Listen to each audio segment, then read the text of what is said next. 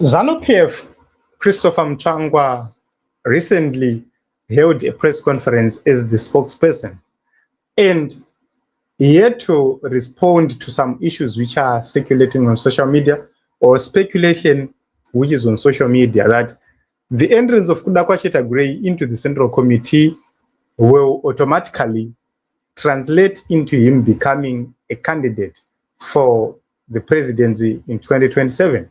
This is something which is very important, and we need to look at what he had to say regarding such beliefs and such news.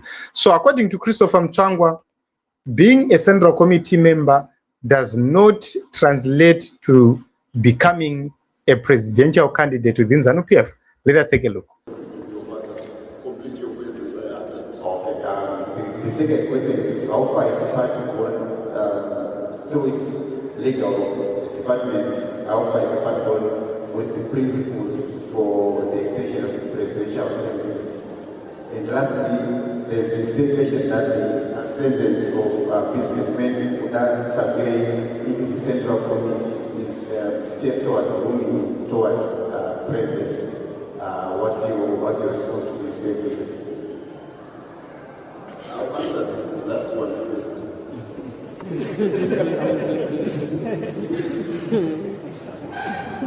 Ascendance into the Central Committee of Zanu is simply because we've been voted to be a member of the Central Committee. In the voting process or in the nomination process, that is a voting process in the electoral college, there is no provision clause to say to Widen as a document to connect and always and be connect president. As you go. Because if it was that, it was there. The people of the Central Committee who are voting for you will be acting outside the mandate of their organ, that particular body. Akusingo kunovoterwa mapresident amangwana.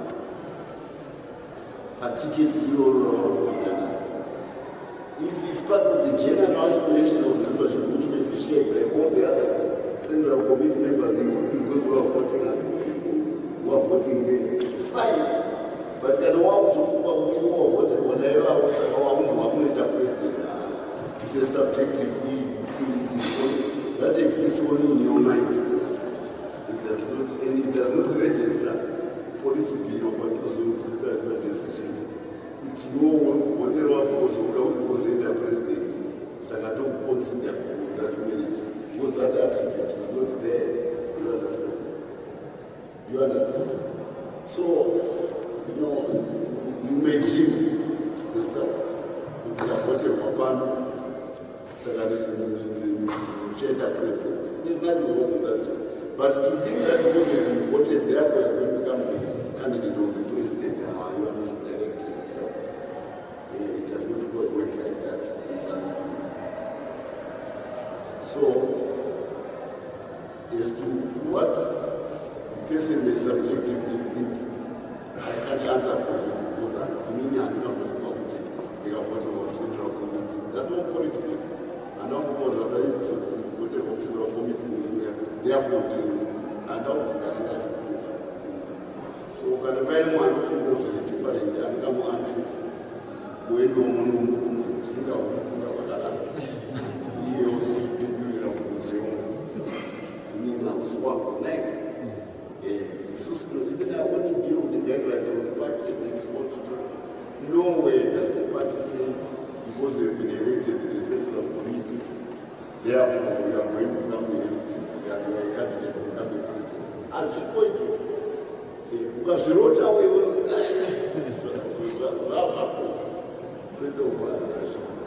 I think Mutsvangwa actually deliberate on the issue of Comrade Tagwirei becoming a member of the Central Committee. Apana pataka kuzitora mukuru saka pane dzinofuwa dzekuti mangwanana kuzoita president mwaka yekufuti saka we mark what is available at that particular time, and it is only a selection to a particular post at that particular time under the parameters under the constitution of the party at that particular time. what you may subjectively think and what you may tell your friends and what you may want to spread on social media. I think that's it. I hope it answers also. So this is what Christopher Mutsvangwa has said. And to me, it's understandable. He is clearly outlining something very important. He says, being voted into the Central Committee does not translate into Tagwirei becoming Zanu-PF presidential candidate for the Congress which is coming in 2027. That is, if the amendments fail. So what he's saying is simply reminding Tagwirei and his allies that Central Committee membership is not a pathway to presidency. So he is simply reminding Zvigananda that there is what is called party hierarchy, which matters the most. To me, what it means is they are trying by all means possible to do the firefighting. While the comrades, Tagwirei and others, they continue to work behind the scenes, Mutsvangwa is coming to try and do the firefighting such that the relationship between Mnangagwa and Chiwenga continues to be sound. So, what you can deduce from this statement is Central Committee membership, it only influences policies or policy direction, not succession. Then what he's telling is, from the press conference and from the statement, presidential candidates within Zanu-PF, they historically emerge from the Liberation War credentials, long party service, security sector backing, and also Politburo dominance. Those are critical things which were highlighted by Christopher Mutsvangwa. So by saying this publicly, what Mutsvangwa is actually doing is closing the door too early for anybody to say Tagwirei could rise to become a presidential candidate. So when you are listening to this, this becomes the party's position, and it's completely firefighting agenda which is at play. Okay, we talked about this in the past. Mutsvangwa is simply warning an overreach from Team Tagwirei. So when you're looking at how Tagwirei ascended to become the Central Committee member, you then look at his wealth, patronage networks, his proximity to power. That unsettled a lot of traditional Zanu-PF elites. And a breakaway of these elites from Zanu-PF would mean disaster to Emmerson Mnangagwa. It would mean Mnangagwa won't be able to even finish his term. So that is a threat to Mnangagwa's presidency alone. And Tagwirei's connections and wealth will not be able to sustain Mnangagwa's continuation in power without the traditional Zanu-PF towers. Okay. So when you're looking at Mutsvangwa, he is not entirely dismissing Tagwirei, but it's like a speed limit which is being put on the ambitions of Kudakwache Tagwirei, because ultimately Mnangagwa will back Tagwirei's candidacy and nothing will happen. The members of Zanu-PF who have been there, the traditional members, won't be able to stop Tagwirei from becoming a candidate. But what Mutsvangwa is trying to do is he's simply putting brakes or limiting the speed such that it does not cause disaster. Number two, it's a warning to the campaign machinery of Tagwirei to say, you might run ahead and even fail, because the statement can tell you that it's not a passport. So you are not going to be automatically a candidate based on your absorption into the Central Committee. So for those who are rallying around Tagwirei, it's a warning to say, what if he fails after you have rallied around him? What will happen? So that is something that is very important. Also, what you need to understand is Mutsvangwa might be an interested candidate because he gave himself as an example. And he said, it's not bad to have ambitions of becoming a president. A president. But there is a reminder. You must have liberation war credentials. So that is one thing which is very, very key. And also, there is an issue of state capture, which makes Kudakwashe Tagwirei very vulnerable. So that is another thing. What is happening is there is reassertion of the ideological agenda or the ideological credential to become a candidate for Zanu-PF presidency. So he is telling that economic power must submit to revolutionary authority.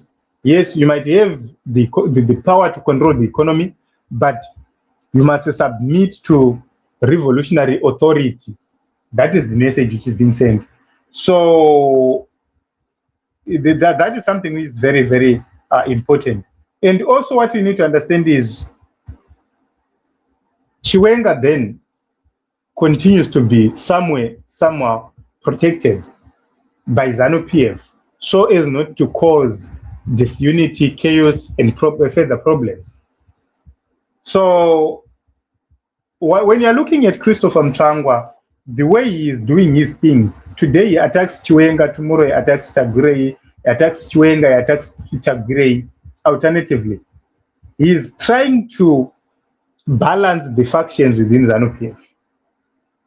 It's a matter of managing Zanu-PF factions such that they do not explode prematurely, such that things which need to be put in place to spearhead the ascension of Tagwirei are put in place, and then the whole thing goes out publicly. So they're trying to bring a message to say Tagwirei is not being anointed, so Chiwenga cannot overreact against Emmerson Mnangagwa because Mnangagwa has allowed his spokesman to come and bash Tagwirei left, right, and center, and he has said that Tagwirei is not being anointed, the party is not abandoning tradition, and you know what happens then is Chiwenga cannot act, and that allows them to act, to do whatever which they want, and to put some things in motion. So what it means for Tagwirei is he has been given leverage to influence economic policy, to fund the party programs, to build alliances quietly, and to position himself as a kingmaker or possibly a vice president candidate. All those things, they've not been attacked. What has been attacked is premature entrance into the race. So that is the reason why I have said Mutsvangwa is being used as somebody who is balancing political factional battles right there. So Tagwirei right now, he cannot project himself as a presidential candidate.